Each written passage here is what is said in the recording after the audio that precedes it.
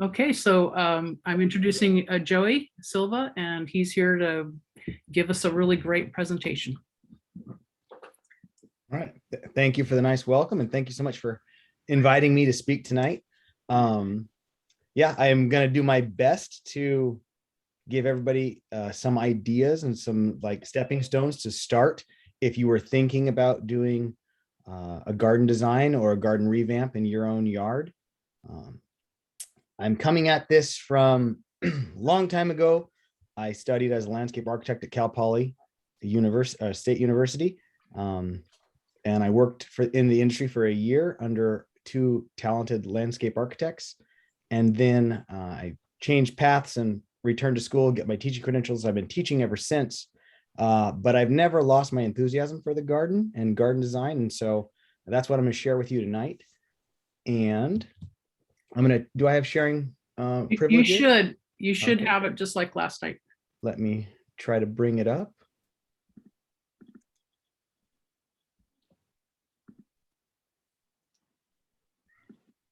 Okay. All right. Is anybody seeing a title slide? I hope. Okay, excellent. And for whatever reason, I lost the chat window. Let me see if I can bring up the chat window. No, it won't let me do that. Okay, so Julie or Carrie, would you mind if somebody has a question, just please interrupt me because I no longer see my chat window with the presentation mode on. So yeah, I don't see it. I don't see it either, but let me see if I can do something at my end. Okay. Yes, I can see it. All right, excellent. Thank you. All right, so let's get started. The landscape design process as understood by a very frugal DIYer. So I tried to revamp this presentation towards a more realistic approach to design and garden design, understanding that none of us have extremely deep pockets and unlimited budgets to throw at a garden. And so how can we get the most out of our spaces with what little space we have and with what little money we have?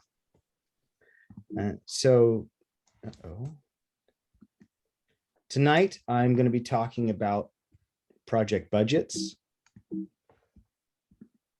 needs and wants, site inventory and analysis, design concept, program diagramming, precedent studies in gardens, conceptual design, schematic design, planting plans, and if need be, construction documentation. And again, if you have any questions at all, please throw them in the chat and somebody will interrupt me to try to identify and help you out with those questions. Okay, so let's get started with the budget. Now, this is kind of, unfortunately, the biggest thing about a landscape design, because this is the #1 limiting factor in terms of what you can do with a space, because unfortunately, money doesn't grow on trees for most of us. And so to give you some context here of what a budget will do, this garden this is called the Japanese Cottage. It's in Los Osos, California, designed by one of my favorite landscape architects, Jeffrey Gordon Smith. And this has been showcased in Sunset Magazine. So this is a very, very small property. I think the whole property is about just over 5,000 square feet. So very small plot of land, and the entire thing was landscaped. And so this is the front yard leading into the single car garage. This is just a close up of that fire pit in the front right corner. And this is what the backyard patio looks like. So the entire property is landscaped around this house. Again, very small property, roughly around 5,000 square feet. The build on this project was $150,000. So the design fees alone on this project were probably upwards of $15,000. Now, I'm assuming most of us, a $15,000 mark is even more than we want to spend on an entire build project, let alone we're just talking design fees. So we have to bring it more towards the scope of reality, and we're not throwing six figures at gardens. Now, we could like showcase all kinds of these beautiful gardens up and down the state that, you know, are just majestic, but again, they cost a lot of money. So what can we do with a fraction of that budget? So ways to stay under budget. Here's just some ideas on if you got a project idea, how can you keep it under budget? How can you come close to meeting your budget? First off, do it yourself. Bother your friends, bother your family. My dad, he hates gardens. He hates maintaining gardens. He hates mowing the lawn. He hates everything about gardening.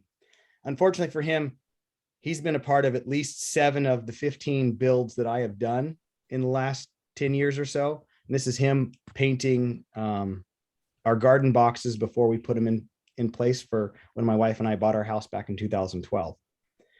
This was a finished product of a design I did back in college for a family. And all I did was give them the designs. I did not help with the build at all. And they had the hardscape done by a contractor. Everything else they did themselves. The husband was super talented. They did all the planting themselves. He built all the wooden structures and features, and they saved a bunch of money just by doing the labor themselves. So that's one way you can save a lot on a project, is trying to do the work yourself. Purchase used when possible. So lucky for us, Last Chance is back going. Craigslist, Facebook Marketplace, all great places to look for used material, repurposed material. This is an image of the garden wall that we have in our backyard. It's like next to our outdoor kitchen. And it's made of ipe, which is a Brazilian walnut. This wood is extremely expensive. We're talking like in the realm of $9.50 a linear foot. And that was pre-pandemic pricing. I called around, and Hayward Lumber at the time happened to have a pile of this stuff that somebody ordered and never came and picked up. And so it weathered, it gray, it no longer had its natural beauty. And they were like discounting it for $2 a linear foot. I bought the entire pile of wood. So just keep your eyes open. There's good deals around every corner. Above ground drip irrigation or beer irrigation. The idea, number one, use less water in general. That's just a good idea for everybody, especially considering there's more of us each and every day out here on Earth. We got to conserve water as best as possible. But if you can, when you create a garden, water with drip irrigations, it's like 85% more efficient than overhead spray. And even with very little or no background in irrigation at all, watch some videos online. Drip irrigation is super easy to install. You can even do it point of connection at a hose bib. You don't even have to have stub ups from the ground and lateral lines. I mean, it's that simple if you get into it. Or if you take the ideas of Bert Wilson, and some of you might have been on or even visited Las Plitas Nursery down in Santa Margarita. Bert Wilson was the founder of Las Plitas Nursery, and their website is kind of like the California Bible for native plants. It's an amazing, amazing website. And that's Bert right there. He passed away several years ago. He was a wild guy, and he had a lot of opinions about a lot of things.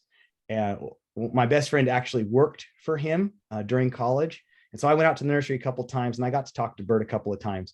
And one day I was questioning him on, he had a couple of Pinstamen cultivars that he was growing. And I asked him about water requirements and this and that. And he went off of his rocker about, are you kidding me? What? Here's how you water my plants.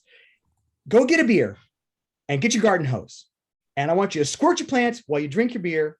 And by the time you're done with your beer, you're done watering. You're good for the whole week. Like, I mean, this guy, he was a character for sure. But his idea, like, gardens didn't even need irrigation, period. Like, no, there's no reason for it. Just put plants in the ground. They're adapted to that climate in that region. So that's where I got the term beer gardening from Bert a long time ago. Oh, by the way, the image I showed, this is my mother's garden. This is the entryway to her garden. And there is no irrigation here at all whatsoever. We just decided to save some money and not put in any irrigation at all. My parents are both retired. And so standing outside with the hose is something to do. And so there you go. You can totally keep landscapes alive even without automatic irrigation these days. Another way to save a bunch of money is purchase small plants. Don't buy the instant garden. Gardens are dynamic. They're going to grow, and they're going to grow fast, actually, a lot faster than you think. So it's okay to purchase things like in number 1 containers, 1 gallons, or even 4-inch containers. And buy wholesale if possible. Now that Rana Creek is sales to the public, go out and check them out. You can save up to 50% on plant material buying wholesale. I believe the Elkhorn Nursery also is open to the public, maybe once or twice a week. But that's a great way to save a lot of money on your initial build, is just by purchasing small plants. And really, you don't have to wait too long. This is the demonstration garden I built for my senior project at Poly. And this was maybe a month or so after we put all the plants in the ground. It just looks like a bark garden. It just looks like bark, right? This is a year and 3 months after the plants were put in the ground. So you can see a dramatic change. It doesn't take a whole lot of time for gardens to fill in. And you get to enjoy like the process and actually still see the plant spacing. Likewise, when I was on internship in college, I lived with my grandma in Santa Cruz. And so as a thank you gift for her for letting me stay with her for a time period, I ripped out her front lawn and I put in this garden. This image was, I think, taken maybe 3 or so months after the garden was put in the ground. Fast forward, not even a year later, and this is what it looked like. I mean, obviously overplanted here. And so it's amazing how quickly plants can grow. So it's okay to save some money purchasing small plants. And then, oops, I skipped the slide. I'm sorry. I have a little drag going on. The next thing to do would be to recycle or upcycle. So this is an image of our front yard right now. And those 2 red vertical pieces right there, those are actually the dagger boards from a catamaran that my wife and I had in college. The boat broke apart in pieces and had to get rid of it, but I kept the dagger boards for like 10 years. And I was like, one day I'm going to do something with these things. And I finally figured out something to do. So we put them in our front garden as just kind of a tie-in to the color of the front door, to kind of give it a focal point. And so just repurposing material. This clay head that I'm using in this garden courtyard, I actually found at the dump, and not last chance like I bought it. I'm talking, I was at San Luis Obispo getting rid of material on a project, and this was just lying in the trash pile. So I kind of just snuck it into my trailer and drove off. This was a project my good friend and I built in college at his parents' house in Los Osos. And it was like on a hillside. And so we built in a gravel pathway up the hill, and we lined it with pieces of eucalyptus wood that we found on the side of the road, just to like keep the soil in place and keep the DG in place. And so that was all free material, just keeping our eyes open. Fast forward, I'm guessing 12 years, and I'm still picking up pieces of lumber on the side of the road for free. So this is a picture of my mom's front yard, and that piece of eucalyptus I found, I think, over in Corralitos when I was driving home from work one day. I just happened to load it in the truck on my way home, and there you have it. Found a use for it. So upcycling and recycling is another great way to, spruce up your garden and save a lot of money doing so. And in fact, this walkway was a sidewalk that was going to be demolished and tossed to the dump at the school that I used to work at. And so I told my principal, you know what, I'll get rid of it for you. And so instead of jackhammering it out of the way, I rented a concrete saw, cut them up into slabs, and hauled them over here. And with the help of my dad, we moved them 2 inches at a time to get them in place. So again, you can do a lot of stuff with used material or recycled material that is, and you can give it a new life and a new purpose. And in the process, save a bunch of money in doing so. And one more little structure. I got this idea from Last Chance. They had a little structure at their demo garden made with a bunch of like old door panels and things. And I thought, what a cool idea. So over the years, I collected a bunch of shower doors that I got for like $5 each at Last Chance. And I built this little greenhouse structure with recycled shower doors and some pieces of leftover Lexan panels. And it worked out pretty cool. Other than the fact that we didn't put it in the right spot. And so it's more of a shade house than a greenhouse, but it still looks pretty neat. All right. Now getting into your needs and wants. Now that you have established your budget, how much money you can or are willing to put towards a garden or a landscape, What are your needs compared to what are your wants? The things that you must have and the things that you would like to have.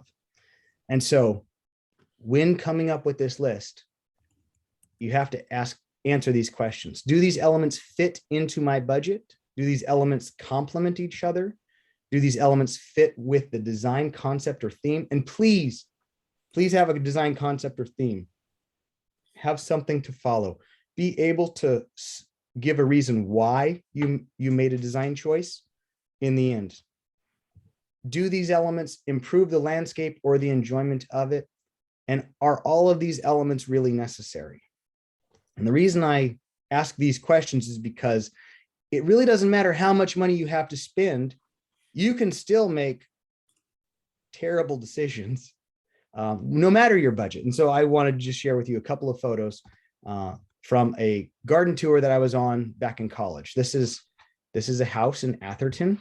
And I was told, I forget the name, but I was told this gentleman was a former NBA player. So plenty of money for a budget. So here's the entrance to his house.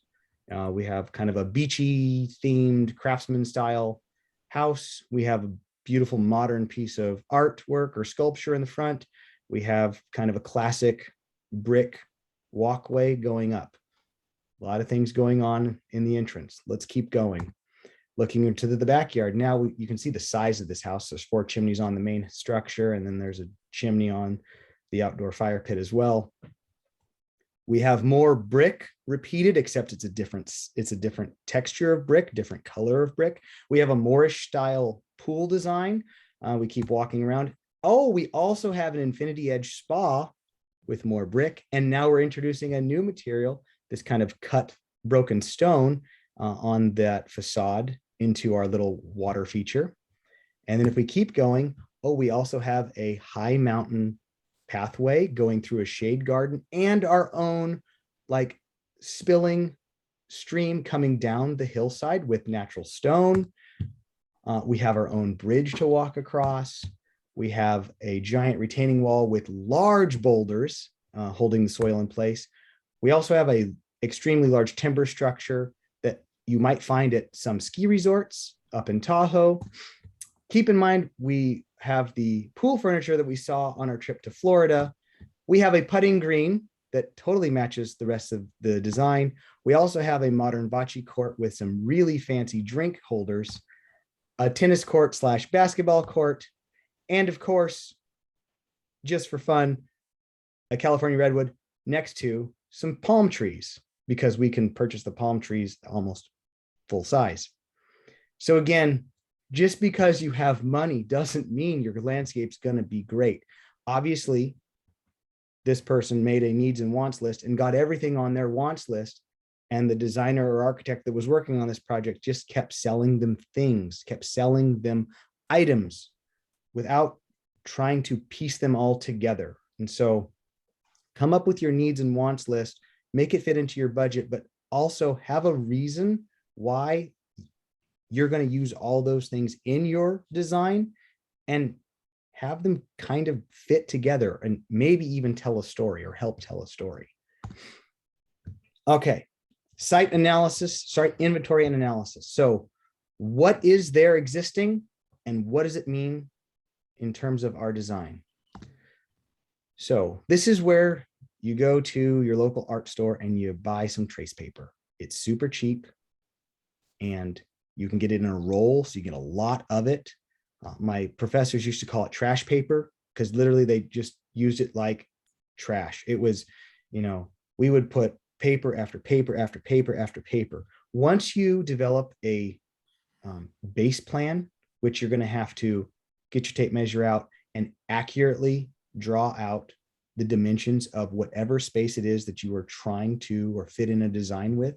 So you have a scaled drawing. Most of us are probably going to have a site that is going to be small enough that you can use a scale of 1 inch equals 4 feet in the landscape. And so it can be a pretty detailed scale. But after you have that, you need to take an inventory of what is existing in that space. What are the things you're looking for? Existing plant material, existing hardscapes, the structures on site. anything such as utilities, water, gas, electrical, especially if those items cannot be covered up, they still need access. You want to keep in mind where your point of connection is in terms of your water to provide irrigation to the site if you're planning on using irrigation. You want to take note of circulation patterns. If you need to get to the backyard, if you need to get to the garage, if you need to have access from the street, all those kinds of things need to be in your site inventory. Other things to consider now, because they're going to play a part in your plant choices. Where's the sun and shadows throughout the day and throughout the year, because it's going to change. What's the soil like in terms of moisture retention? What about soil quality, if it needs to get replaced, things like that. Existing plant material that might cause problems in the future for you. All these things need to be considered in your site analysis, and then or in your inventory. And then your analysis is, now what? What are the opportunities because of what's existing, and what are the constraints because of what's existing? And so that's going to get the ball rolling in terms of the things you can and cannot do.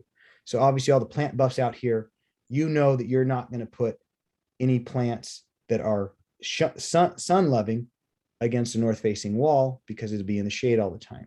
Likewise, you're not going to put any plants that need a lot of water in full sun or in an area that gets a lot of wind constantly all day long, things like that. And for bigger landscapes, or if you can't do above ground drip irrigation, you have to go with pop-up spray heads, you're going to have to design around zoned irrigation. And so the plant material on a valve is going to need and require roughly the same amount of water. Otherwise, you're not going to have a very happy landscape. And so your site inventory and analysis gets the ball rolling in terms of, what are the constraints of my site? What are the opportunities my site allows for the design? And now the design concept. So when I was first asked to give a talk, I was actually only going to talk about this, a concept, the idea of what story is your garden going to tell. And then I was asked to expand a little bit more on the design process. And so I'm going to talk just a little bit about concept, but the idea of the why factor. Why are you making the decisions you're making? What is the overriding idea or even theme of your garden? And so for my senior project, that demonstration garden, I'm still all about saving water. And so my whole project was about saving water, and the idea that a suburban front lawn is just the biggest waste humanly possible, considering most suburban neighborhoods are built and there's a public park with a large turf area to play on every 3 or 4 blocks. So nobody needs a front yard. Number 2, they're ugly. Number 3, it's just a Band-Aid to cover up any construction debris left behind by contractors. And number 4, gardens are for sharing. And so that front space from the middle of the street to the front door should be a beautiful garden to be shared for the rest of the world, not just some ugly grass. So anyways, since the idea of my design was saving water, one of the main concepts was how water interacts and moves through the landscape. And so I took this idea of how water meanders naturally through the landscape and really pushed it into the design of that garden space. And you can see that here in the schematic drawing that I did of the actual pathways mimicking that role of water and that motion of water in the landscape. And so just how a concept or a theme or an idea, whatever it is, how you can make that play out in your design, giving your design a little bit more reason why or more purpose. Precedent studies or precedent gardens. So here is where you get to borrow and steal. There are so many talented designers out there, and there's so many beautiful gardens. Why reinvent the wheel? This is kind of like Pinterest is, for those of you who used to do collages, cut pictures out of magazines, maybe Sunset Magazine, cut pictures out and keep ideas. And now you got Pinterest. You can just make pins of images. This is what this is. Find things that you like, copy them, emulate them. You don't have to reinvent the wheel. And so for my garden, I got ideas from this is a famous plaza down in Los Angeles. It's called the California Scenario. It was designed by Isamu Noguchi. And in this garden, he's actually describing the idea of the story of water in terms of how Frederick Mulholland designed a system to steal it from the Owens River Valley and bring it all the way down to Los Angeles. But I just emulated the kind of shapes and curves in his design, in my design as well. And then also looking at precedents, this was a suburban housing development in Morro Bay called the Cloisters. But what they did was they got rid of the idea of this front yard the lawn, and they actually designed this whole neighborhood around everybody having a slightly unique and different garden. And it just is so much more aesthetically pleasing, valuable, less water use, better for the environment, better for providing shelter and food and water sources for critters and birds. I mean, it's a win all the way around. And so I'm just using things that already exist as precedents to work from. Also, if you find things that you like and you're like, oh, that is cool, take a picture. And so you can either try to build it yourself or show a contractor, I want something really like this. It's okay to copy. Why not? So this is the garden boxes that we have in our front yard. About 7 years ago, I ripped out the front lawn and I put in these raised garden beds just as more of an art piece than anything. They take up space and they look okay. By the way, all this wood was purchased off Craigslist. Some guy was selling it off Blackie Road. I got it for 50 cents a linear foot. Again, reusing materials, saving money. But this wasn't my own creation. Several years before, I went on a garden tour in SLO and I fell in love with these garden boxes that were designed. And I was like, oh, I could do something like that. And so I did. So, just find things that you like and copy them. There's nothing wrong with that. And more often than not, you're going to end up with a better product if you do. Again, this is the view from my grandma's front door, looking out into her front yard as you walk down the steps. But again, this is nothing new. I saw this garden in San Luis Obispo back when I was going to school. I used to ride my bike in front of this house a lot, and I just loved this entranceway. This is from the inside of their garden, but it lines up with their front door. And so just finding ideas that you like, that you can run with. It's a great way to get the ball rolling and to create kind of a design theme for the rest of your yard, if you can base it around an element that you really, really, really love. Okay, now you've done your site analysis, you've got a theme for your garden or kind of a concept to follow. Now, how do we really make this work? How do we put pencil to paper and make things happen? So your program, all of those needs and wants that you have, that you finalize, that are going to fit into your budget and that kind of work together. Well, now you got to figure out how they literally fit together or go together, or which one needs to be next to the next one.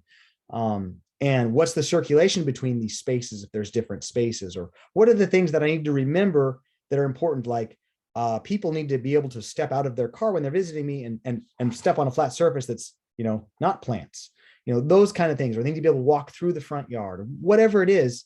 You've got to program these elements. And this is again where your trace paper comes into play.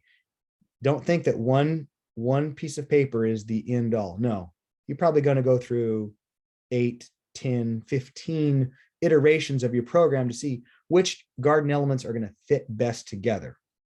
And once you kind of finalize that in the idea of, I need these things to be oriented in this manner, now let's get out that base plan and orient them on that base plan with a scale. So now all of a sudden, here is a scale of my base plan. Here are my program elements, and here's how they're going to fit together. And here's how much space I have to utilize for those design features. Again, there's no hard lines here. The only hard lines in a program might be existing plant material or existing hardscape material that you're not removing. And then obviously the structure or any structures and utilities that are around that can't be moved.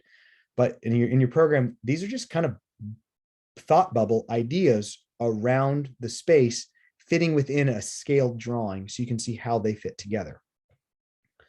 And then from there, we're just going to refine every step of the way. It just gets a little bit more detailed, And so moving into your conceptual design now, not concept, not that overriding theme of your garden, but the conceptual design, moving from your program into a little bit harder lines. So here in this conceptual garden, I'm now like naming the zones in which their purpose is. I have a patio area. I have a rain garden because it's going to be catching the water from all the downspouts off of the house. I have a prairie garden that's going to emulate the plant material that you would see in more open areas, drier climates, things like that. Whatever it is, you're showing the use of that space, but it's not hardlined. I'm identifying the needs for circulation, the main circulation and the kind of secondary circulation in the garden. And then I have plant material that's existing that I'm not removing. And so that's a little bit more hard-lined in along the way. And again, this is not a one drawing end all. You're going to keep refining and refining. So things start taking a little bit more shape. I haven't named anything out. I haven't specified plant material, anything like that. But again, I'm starting to see how these pieces fit together, how they fit in the spaces that I have deemed they need to go. And I can start seeing how this garden is slightly coming together. I have a comment. Oh, yes. So for people that maybe aren't aware of how to draw a plot plan or have any idea of how to figure out the space of their property, you can use Google Earth and do a screen capture of your aerial overhead to kind of get an idea of the contours. It's a really quick way to kind of be able to get something on paper, and then later you can ground truth with a measuring tape. But if you're just working with ideas, Google Earth is a really good source to get you started. Excellent point. And in terms of existing features or plant material that you're not planning on removing, it already puts into the landscape, like visually for you, where they exist, how close they are to a structure or each other. So yeah, excellent point there, using the technology we have at our fingertips. Other ways that you can, help yourself understand, because not everybody sees these bird's eye view plans. So you can do some section elevation drawings. So to scale in terms of vertically and horizontally, what this might look like if you are standing on the ground looking in a certain direction. And so you can kind of get a sense of, what this might feel like at some years down the line based on the material or the ideas that I am speccing out. Another thing I've seen designers do is take photos, either print them out or get them printed, and then put trace paper over them so you can kind of like quickly sketch ideas on those photos. This really helps, especially with spaces that aren't necessarily flat. It's a quick, easy way to convey some information for yourself and kind of see like what this might look like in terms of the thought process of size of plant material I'm thinking of, or different heights, or even you can use, colors in here to kind of see how colors might interact with each other. And there's a couple of other tools too. There's 3D modeling programs that are completely free, like SketchUp. If you want to watch a couple tutorial videos on that and then use SketchUp to your advantage. I know I had some of my 7th graders one year do, for my pre-algebra class, they had to design their own backyard, and they just used a free like landscape design tool. And it was mainly bigger elements, and, you can plot a couple trees in from plan view, but they were able to, get the hang of that in relatively a class period. And so there's a lot of tools out there that you can use at your disposal to help you convey your ideas or help you orient your ideas. You don't have to be a graphic artist by any means to come up with these things. In fact, my good friends, they recently put in a garden, and their planting plan came from a Google Slides slide. They just used one Google slide, and then they created a bunch of little shapes and just, copy, paste, and created a whole planting plan off of one slide in Google Slides. And so one way to do it that way as well. All right, now schematic design. This is more for a garden designer or not a landscape architect who is selling a project.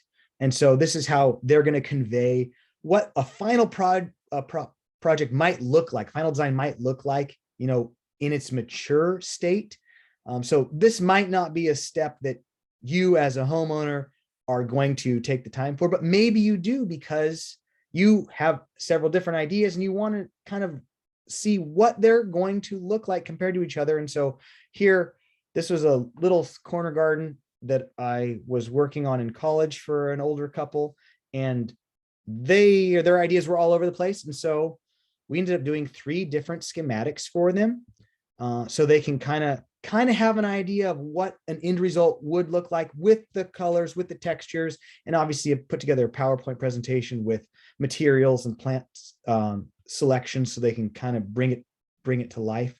But again, taking your design concept and hardlining it into, okay, these are the size of plant material that I want. These are the colors I want those plants to be, even if I don't have a final idea of what that is, or the hardscape, just getting the idea, the ball rolling. And so you can kind of put these side by side to lay out what is going to work for me best, which one do I like most. But again, most homeowners are probably not going to spend the time to fully render a design out unless it's going to be extremely beneficial to them and they're having trouble visualizing what it might look like. But the thing that you're going to have to do, whether you're doing the planting or you're hiring the planting out from a contractor, you're going to have a planting plan. It's a must. Otherwise, you're going to end up with a jungle. That's all there is to it. So your planting plan must be drawn to scale. And my hard recommendation here is any plant material that is a annual, perennial, or even smaller shrubs, I would draw them at mature size. Whatever Sunset Western Garden Book tells you is going to be their widest in their life expectancy, draw it to that size, because inevitably you will put way too many plants in for the space. I don't think I've ever designed a garden that I didn't overplant, because for whatever reason, we're afraid of white space. And it's really hard too, when you're putting small plants in containers on the ground, to leave space in between them. You don't want to see that soil, right? You don't want to see the mulch in between. It's really hard for that negative space. So make sure to do a planting plan to scale, so you know exactly the spacing of the material. And so when it's mature, it's not consuming itself. It's not, the plants aren't overpowering each other. If you're doing a planting plan just for yourself, just to follow along when you're actually putting the plants in the ground, you probably don't need to put any texture on them or things like that. Most planting plans, even from the industry, are just circles and they're called out. They're all circles, nothing fancy, and they just have the names called out and the size specifications. If you're doing a planting design and you're going to have it installed by a professional, you're going to need a little more detail with this, unless you're going to be the person out the day of planting and you are putting the cans exactly on the ground where they need to go. You're going to have to give them a little bit more information. So possibly having some planting notes or planting specifications to follow along, making sure all the plants are clearly listed, laid out, the number and size that you want for a design is going to be important. And then I strongly suggest, if somebody is doing it for you and you're not the one putting in the ground, be there the day that they are going in the ground, only because you can make some last minute adjustments or make sure that things are being placed as you envisioned in a planting design. Now, in terms of planting design, the nuts and bolts, and I'm certain that several people that are listening to this right now have way more knowledge than I do about plant material. I can maybe name, I don't know, 70 or 80 plants anymore. I've forgotten a lot of them. And I have a preference on how I like gardens to be. So I like to mass plants, but there's a couple of things just to follow along. But the number one thing I'd like you to remember when coming up with a planting design is the idea, make it look like you did it on purpose. That's the one thing. Make it look like it's on purpose. Don't go to the nursery and think that you're just going to like magically pick out plants in the correct number that you're going to put into your yard. Follow a planting plan. And so here is obviously an image of a planting plan that was done on purpose. Now, it doesn't matter what you feel about society garlic here. You might like it or not, but it was done in a mass, kind of a semicircle arc around that. I think that's a prunus. And it's edged with some blue fescue. You can see that this was done on purpose. There's a reason for it. The plant material closest to you walking on the sidewalk is lowest, and it builds as you go farther away, so you can see it all. It works best for pop-up irrigation because you're not going to have large plants getting in the way of a pop-up spray head that's going to just flood the sidewalk and not water any of the plants. You can see all of the plants visually because they're not out competing each other. So there's a reason for why these plants were put in the ground the way they were, and the idea that they're massed. There's strength in numbers there. So fewer different kinds of plants, more of each plant. And you can definitely see that there was a reason for it. More ideas in planting plans. The idea of balance or symmetry. I rarely recommend planting in twos. You always plant in odd numbers, or at least groupings of 3, so you can triangulate the plants so they can grow together better and then fill in those spaces. But here we have a little bit of not perfect symmetry, but a little bit of symmetry balanced across both sides of the path. The colors are very complementary to each other. They're complementary to the colors chosen on the house itself and in the hardscape. You see a repeat of textures. Then you see a couple that are a little more standouts, a little more focals. So these plants were chosen for a purpose. Here's another image of, in fact, this is an image of my friend's garden that they recently installed. All entirely native garden, by the way. You can have beautiful landscapes using only native plants. Keep that in mind, that use very, very, very little water, and a lot of color. In this garden, the reason why it works so well is because Colin, who did the planting plan, just excessively researched each and every plant, understanding what its bloom cycle was, how long it was going to stay color, the different parts of the year that plants were going to provide color. And so there's really no downtime in this garden, which is cool. Obviously, each plant has its own downtime, but in this garden, because of the variety he has, there is no downtime at all times of the year. Something's popping, something's going off. And that was just done because it was really well thought out based on the individual material that was used. And then obviously used in mass, slightly overplanted, but it works. And then plant material that is kind of more of a focal, or it stands out. You can use plant material that pops, that draws the attention in, gives people a reason to like, whoa, take a second look at your garden. And notice on the image on the left, we have kind of contrasting colors here, so that those vibrant yellows and greens really stand out in front of that dark purple. And so they're specific choices to get the most out of the plants you're using based on their orientation to each other, their proximity to each other, the colors, the textures that they offer. And so you can do a lot with plants as a medium in terms of making gardens pop, obviously. And this is probably my favorite garden in all of Marina. Oh, by the way, this previous garden was on the last garden tour that we had. I believe this garden is on the corner of Carmel and I forget the cross street, but beautiful, beautiful garden done by the homeowners themselves. They did a fantastic job with this garden. This, though, is on Salinas Avenue in Marina. Probably my favorite by all means. It's an entirely native garden, minus the turf. But really well done. It's more of an inward facing garden. You don't see a lot from the street. You got to kind of have to look over the fence, but they have a meadow of Muhlenbergia. They have this beautiful multi-trunk coast live oak that thankfully wasn't taken out when the houses were built. And then just on the other side of the Muhlenbergia, they have a large meadow of, I think it's hummingbird sage, a salvia, and a coffee berry hedge around the edge. But it's just gorgeous. You can see that it was obviously done with a purpose. Every plant was chosen for a specific purpose. They're planted in mass, much like the native California landscape. You see lots of the same plant growing in groups. And it just works so well. If you've never walked by this garden, I highly recommend you do so. Just spectacular and really well done. And the final stage, construction documentation. Again, for the typical homeowner, not going to be a big issue unless you are having items or elements built in your garden by a contractor or a handyman or by a third party.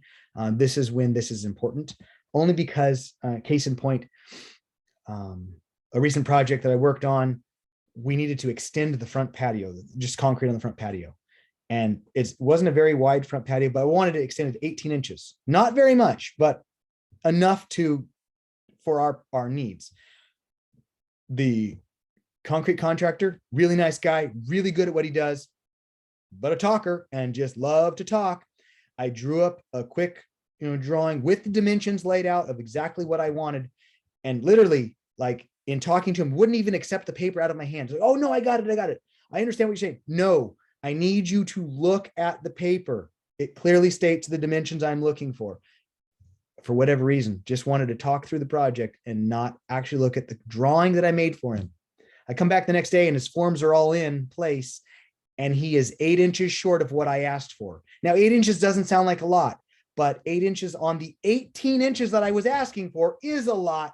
And also he did the job based on those 10-inch extension, not 18-inch extension. So he underbid the job. And so he's mad at me because he thinks that I'm trying to cheat him out of money. And I'm like, no, it was on paper. I drew it out for you. I put numbers to it to scale. So this is why it's important to convey meaning so your contractor understands exactly what it is that you want built. Or for your purposes, it's just nice to have directions to follow along. And the fact that you thought this through on paper the first time, you're probably going to have a better chance at putting it together and even come up with, if you made a mistake or realize there's something that's not going to work in the build, working out on paper first is going to be a lot less costly to you than doing it with the materials. And so just drawing out quickly those ideas that you have that you want a build is really going to go a long way. And this is the chance you have to actually put in the fine detail too.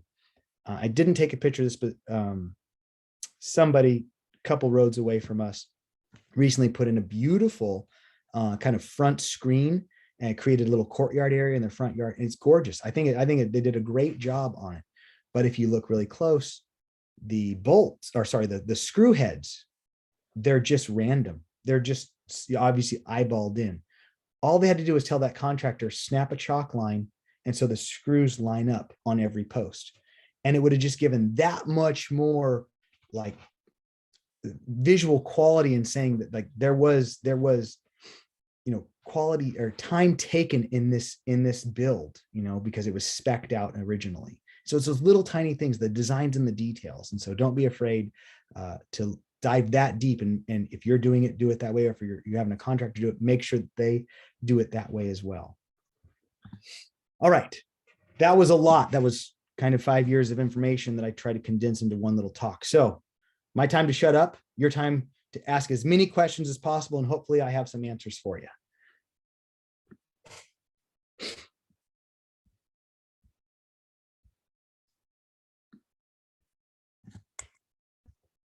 She's muted. Yes, I just was going to say unmute yourself if you have a question. Okay, everyone's very quiet. I was going to say that garden in Salinas, Carrie and I went by it. It's incredibly inspiring. If you happen to go by San Pablo on your way off of Main Street, I would say sneak around and take a look. It's all out in front, and you don't really even need the address. It's so obvious in the rest of suburbia there. But I do recommend seeing that. San Miguel Avenue. San Miguel, thank you. Yes, San Miguel. And yes, you're right. You can't miss it because everybody else has a front lawn. It's true. I have a question. Go ahead. Can you hear me? I'm new to Marina, and one of my goals, I'm just like in the goal setting stage. I'd like to have a bumblebee garden like I had in the East Bay. And so are there any bumblebees in Marina? Oh, yeah. Oh, Lots. okay, they can make their little homes in the sand, They will find you. but I've got really loose sand, so bumblebees are like solitary bees. They need to make their home in the ground. So I don't know offhand who might have bumblebees in their yards, but as far as like living in the ground, but they find anything you plant that they like, they come and find it. So I guess you could look at Xerces and see how you would encourage spots for them to actually live in your yard. But if you I can't get any information from Xerces. Oh, really? Okay. Yeah, all they do is they send me links to information on their website, which doesn't answer my question. Have you downloaded, they have a Central Coast pollinator plant list that's really helpful. Have you looked at that? Yeah, I've looked at all the plant lists, but I just need to know if there's bumblebees here. The other thing I haven't been able to find out, has anyone in Marina ever had a California dogface butterfly or not a morning glory, but a pipevine butterfly? Has anyone ever seen those two? Pipevine is, this would maybe in Big Sur, but I've never seen one here. Maybe someone else's, they're pretty stunning. I don't know. It'd be something people would be talking about. Okay, all right, thank you. Yeah. We definitely have bumblebees. In fact, on my walk one time, I saw them going in the sand. So that's, I mean, one of the hazards if you're working in the sand is that it can collapse over a bumblebee hole, but that's where they stay. They stay in the holes and, you know, find a place to go. So yeah, they're here, definitely. They're here. Okay, well, I'll try for bumblebees then. Yeah, because they make their little holes and you leave like bare dirt so that they can have a place to make their home. There's 3 comments on the chat, and a couple of people have said that they have them living in their ground right in their front yard. And then somebody else said they had them under their pavers in their backyard. So, you know, somebody else has another, says that they come and visit their garden. Wonderful. Thank you. That's very helpful. I do want to add one thing because I totally forgot to mention this, and thank you, Nick, for bringing it up. Another great place to find awesome used material at a good price would be Habitat for Humanity here in Marina. So definitely be sure to check that place out when looking for items for your garden.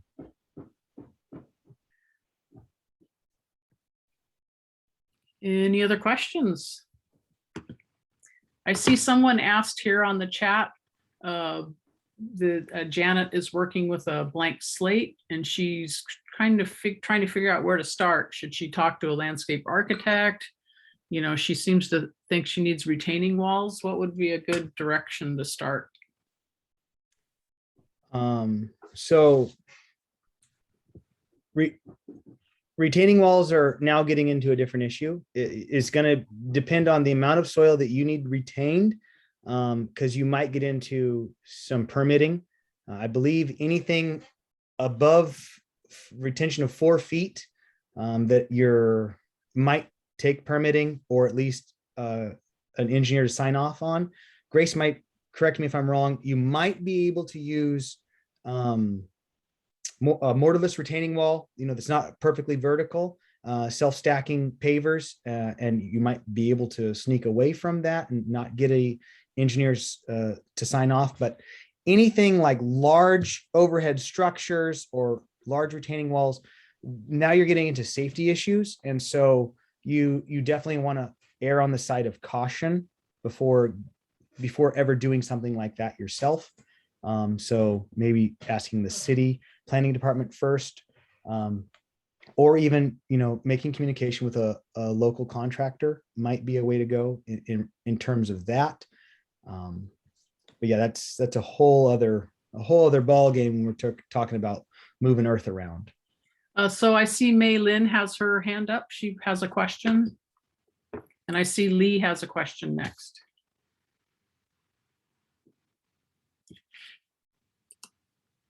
Let's see if I can get her to unmute. Hi, I'm a middle school student and I'm planning to redesign a spot at my school. I'm planning on using all the tips that you've given so far, but I was wondering if you had any tips you could give me before I start it. Well, sorry. So many ways to go there. First off, maybe looking at other schools, their school gardens, just to get ideas of what has been done well, what might not have worked. I know Los Arboles had a great garden program going for a while. And then I know that, what's the school? All Saints Day School, I believe, out in Carmel Valley. They have a fantastic garden program going out there. A lot of things going on for the kids.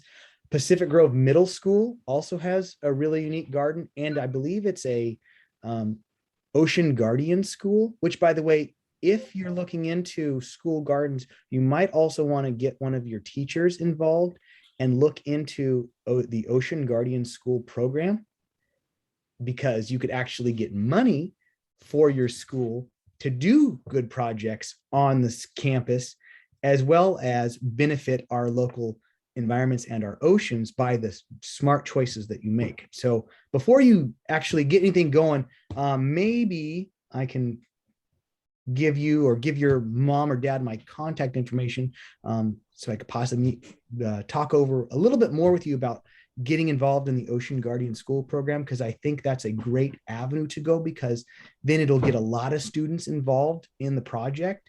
And so there's a lot of learning happening. There's a lot of knowledge being shared, and hopefully you get some of your peers excited about taking care of the environment around us as well. Yeah, that sounds great. If I could have maybe your email or something, because for the project that I am doing, I need to have someone who's kind of like a professional to like ask follow-up questions with and kind of not guide the project, but like be there if I need help. Okay, so I'm far from a professional, but Not professional, but like along the lines of knowing more information than a middle schooler would. all right. What I'll do is I'll put my email address for everybody. So if anybody has a question later on that they think of, feel free to reach out to me. I am a teacher, and so my life is kind of consumed with school, but I will get back to you as quickly as possible with any questions. And so I'll just put my email in the chat for everybody. And again, feel free to reach out to me anytime. Thank you. I think Lee had a question. Yeah, thank you. Great presentation. Thank you so much. Mostly way beyond my budget and skill level, but I wanted to ask about pets, because you know, a lot of these beautiful gardens have no you know, enclosure or prevention for, you know, trampling, and we have, you know, dogs that run our lives, but we also have a catio, you know, that keeps the cats safe and the birds safe. But I just wanted to see if you had some thoughts about that or some comments. So that is just where you draw your line in the sand. My wife and I also have 3 small dogs that have full reign of the yard because our yard is enclosed. And so unfortunately, they kind of make all of my garden decisions for me.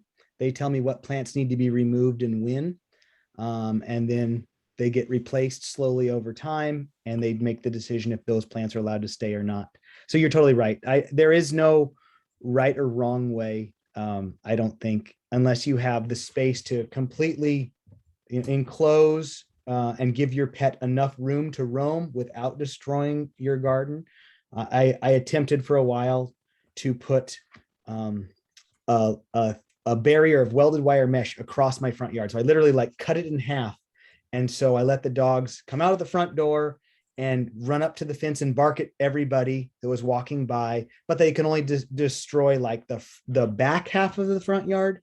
And then the front half of the front yard got to be okay. And I recently removed that fence because I thought it looked so silly. But now they're re-landscaping for me again. And in larger dogs, I mean, unfortunately, especially if you've got a dog that digs, there's just no way around it. You almost have to give that animal its own space because you're not ever gonna have a project that looks good all the time with an animal that wants to get some energy out.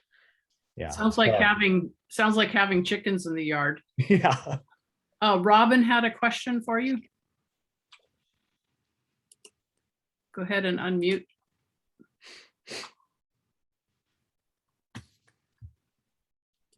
Okay, he's working on it. Still can't hear you, Robin.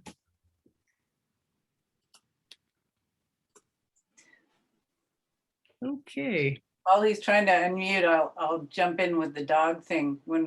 Before we really had a yard, we had a little Italian Greyhound dog, and he actually established my backyard. So we let him out the back door and he'd race around the yard in a great big circle.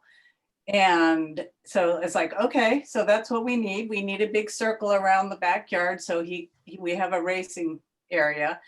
And then the other thing that he did was he was a little shivering, quivering, cold dog.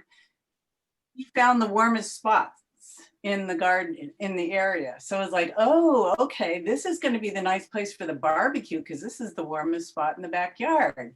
So you can use your animal to kind of suss out some of that stuff if you're in the beginning stages. So I don't know what happened to Robin. I think. I'm here. Okay, go ahead and ask. Okay. I'm having problems with my cursor. It just works for a while, then it disappears. So for a couple of minutes, I'll just be Terrell Keeler, who's one of my closest relatives. I had one specific question. Julie Hoffman has been over to my property. I have towards the back of the house, there's a 4-foot high kind of cement block wall. And then above that is some space to grow maybe shrubs or trees. And I can't figure out getting things to grow very well up there. Except things like Pride of Madeira. I had put in two runs of ceanothus. I mean, I like ceanothus. It's because it's kind of wild and it looks beautiful for 4 months or something, and then it doesn't look so beautiful. But it would really fill in the landscape in the back of the property. And also, I'm dealing with wind issues. I'm wanting to get enough stuff that's planted up there that would cut down on the amount of wind that comes through that really has an effect on my growing vegetables and so on, and fruit trees. So if you have ideas of how to deal with this wind issue, especially in terms of trees, shrubs that could hopefully take down the impact of wind. I hope that all makes sense. Okay, so in terms of plants not growing, I think like an analogy would be like a internal combustion engine. You need oxygen, fuel, and fire to make it go. If you're missing one of those elements, it's not going to run. So plants are similar. They need to have a soil type that is in their requirements. They need water, and they need a given amount of sun or shade based on their specific parameters. And so unfortunately, there are way more people on this call than me that can tell you right off the top of their heads about specific plants that would do well. And I'm assuming heavy sand or a lot of sand, prevailing winds, I'm assuming full sun against a warm fence, those kind of things. Yeah.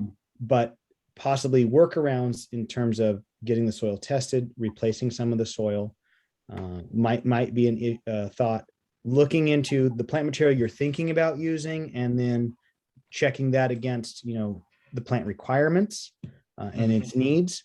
And keep in mind too, though, unfortunately, even if it said what should work on paper doesn't always work Mhm. in the real world. My folks, I grew up in Atwater in the Central Valley, where it's like blistering hot in the summertime. And I planted some red twig dogwoods in their native garden, in their very sandy soil, that just thrived. And nothing about a red twig dogwood would say naturally that it would be good in a space like that. And then I've planted them elsewhere in climates that they are much more adapted to, in partial shade, and they haven't done nearly as good. And so, unfortunately, sometimes it is also just the luck of the draw. But I would check against like the plants you think about using and their specific requirements, and does that site meet those requirements for those plant materials? And if it does, then maybe something else is of the issue, soil or the amount of water being given, things like that. And I don't know, without seeing the specific space, if your need is to prevent wind, like that is the need in that zone. Preventing Right. wind can happen a lot of different ways: plant material, built structures, a little bit of both. And so it's not necessarily your final choice has to be just a specific plant if those aren't working for you. Mhm. I Yeah, I have Go ahead. something to share with you, Robin, and to the group. There's a website called Calscape, and they've just changed the way that they do things. So that's a really good resource for just the things that we're talking about here. And I'm going to share my screen real quickly. But basically what you're seeing here is calscape.org. You can enter your address, but down here is the really hot part.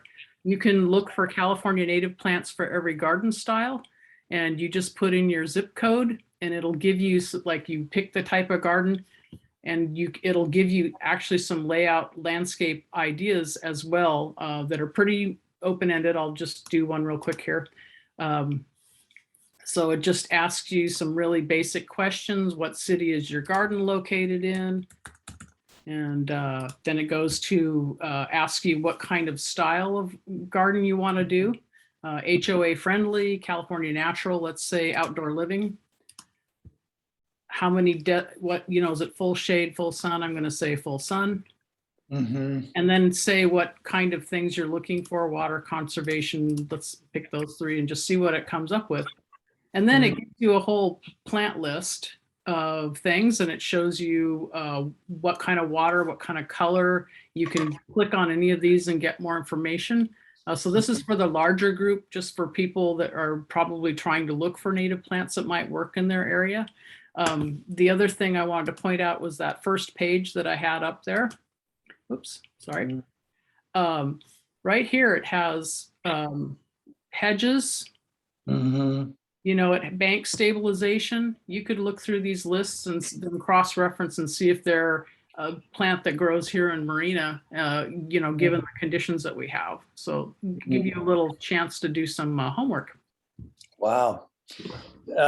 Thanks so much, Julie. That's very helpful. Okay, good. I hope other people use that too. I was very excited about it. Actually has some planting plans. It actually shows you some layouts for front yards. If you just absolutely have no idea how to get started, you could kind of work from there too, and just choose the plants that work for you. Thank you. Any more questions for Joey?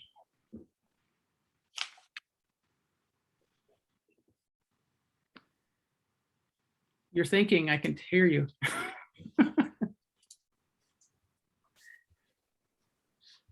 Well, if I'll give it another minute. I wanted to thank you, Joey, for being here. It was really good to have you share your wisdom. It looks like Grace has got her hand up, so I will let her ask her question. Actually, I would love for Joey to talk about the wind Ah, here, Marina. I find professionally the sand is a challenge, but if I combine that with the wind, if I had clay soil and wind, I could probably have a lot more plant material thrive. So I'd just like to hear, Joey, you talk on challenges of wind. It's I'm trying to remember what it is you have in your backyard that is that beautiful dark, oh, agonis. Is it the dark leafed agonis you have in the back there? So is it still doing great with the wind? It's such a challenge for us. So I totally agree with you. And if you drive around Marina and look at the street trees, very, very few of them are successful. And most of the streets that like are perpendicular to Del Monte, you know, that allow the wind to come down, the street trees almost have no chance. I mean, in my observations, it seems like the only trees that can handle the constant wind in Marina are Monterey cypress. And then there's a couple of Catalina ironwoods that do relatively well. But you look at, and especially it's almost upsetting to me, these new housing developments that take out all these smaller coast live oaks and they come back and they put in all these ornamental trees that in 2 years time are, you know, at a 45-degree angle with the canopy, you know, it's a melted lollipop, you know, at an angle. And it's just like, oh my gosh, why were they even allowed to spec something like that, knowing full well it's not going to last? So I mean, I have strong feelings on, I love Monterey cypress. I know they get big. I know their roots are a problem and yada, yada, yada, but they seem to be the only thing that works here. And so if you do spec trees out and you have the space for them, I would definitely like go in that direction. And even the coast live oaks, unfortunately, and they're native here, but from nursery stock, single trunk oaks don't even do really well either. You have to put like wind screens up in front of them. If you put them large in the ground, if you plant them small, they might have a chance to adapt. So great question, Grace. I live right behind Los Arboles and our back fence blocks that prevailing wind. And so I can't say that all of my choices were right because of the wind. I have an unfair advantage of having a built screen to protect my plant material from the wind. I do have agonis in my yard and they are thriving, except for, I forget what year it was. They quickly grew much higher than the fence itself. And so they were no longer protected. And in one of our really bad windstorms in the wintertime, I had one of them just flop over, just completely shallow roots, just flop over. So I had to take it out. Yeah, I topped all the other ones to keep them much lower, but they're all happy now and it kind of filled in the space. But yeah, wind is an issue. So in choosing plants, if you can get prostrate varieties of ceanothus, baccharis, manzanita, all those plant materials seem like they're kind of adapted to, you know, high wind situations, considering that naturally they stay low to stay under the wind. If you can build up a kind of a vegetative fortress to protect from the wind, if you have that option, obviously those people who have a front yard and wind is howling right down the street, that's going to be a little different of a challenge. But again, if you can buffer that wind with layers of vegetation that kind of then provides some reprieve for some plant material that is kind of out of the wind, that would be a good thing. But yeah, that's hard because you know that Marina's wind does not make it easy on anybody to have a beautiful flourishing garden. It just doesn't. I think for me right now, one of the most horrific examples that I'm seeing is on 2nd Avenue, the Mayten trees. And first of all, nobody should ever plant Mayten trees, in my opinion. And so it was exactly what you just explained. It was these big, tall, skinny standards. They're all leaning over. 2/3 of the branches have burned off from the wind. It's horrific. But then when you talk about the buffer, where Jack in the Box is on, oh wait, it might be Taco Bell. I can't keep the fast food restaurant straight. Behind O'Reilly's, there's these beautiful Tristania trees. Now they're in between these two buildings, but then they do an L turn. You should check them out. They're absolutely gorgeous trees, and they adapt well to Marina's wind and sand. But to me, it is combined with the sandy soil. It's a real challenge. Totally agree. It's not easy for sure. Someone asked a question about keeping gophers away. Yeah. By chance, is the designer of that native garden on the street off of Carmel on the call tonight? I know she was real good about gopher trapping, but unfortunately it was a kill approach. It wasn't. I mean, unfortunately, gophers, you can't just sit down with them and kind of barter like, okay, you guys need to stay off my yard, go to my neighbor's yard. Karin, you're talking about Karin. Karin, yeah. Yeah, Karin, the gopher killer. Yeah.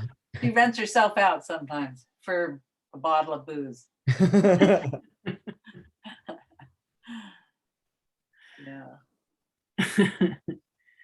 Yeah, I just recommend, prevention is the first one, is just make sure you plant everything in a gopher wire basket, before they get a chance at it. Sometimes they can still get in, but it's way better than nothing. And, traps, then it's traps.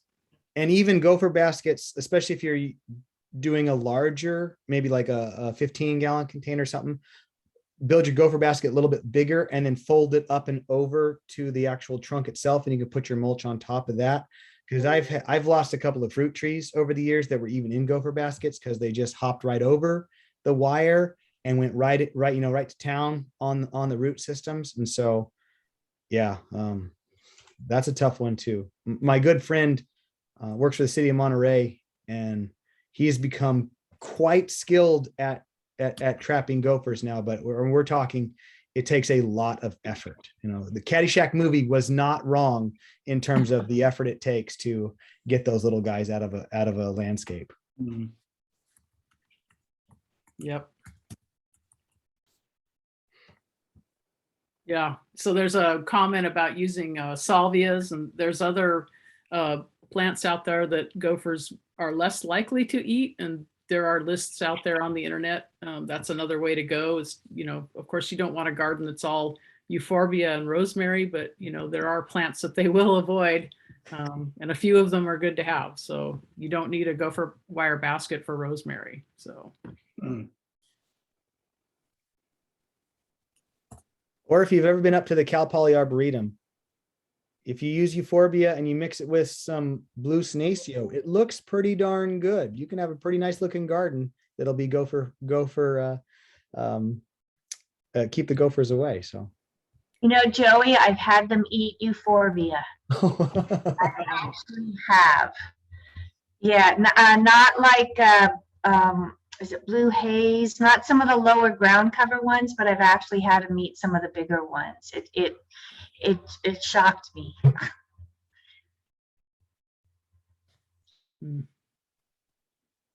Well, everybody, thank you so much for letting me have a little bit of time with you tonight to share some thoughts.